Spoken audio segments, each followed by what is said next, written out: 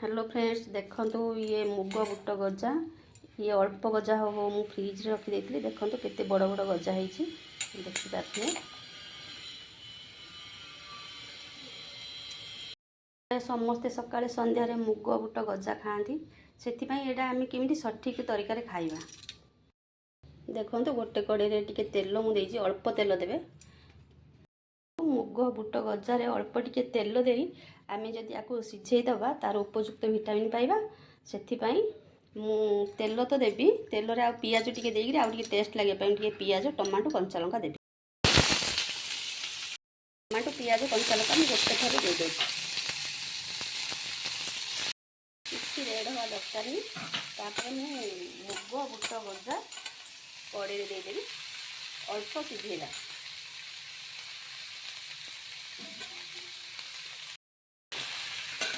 देखो अल्प भाजीद लुण पड़े यार पानी बाहर आम शुखला बेसी भाजबानी अधा सीधा करदे देखो अल्प लुण देखो ये भाजा गोटे मिनिट ना 2 मिनिट भाजा अधिक भाजबानी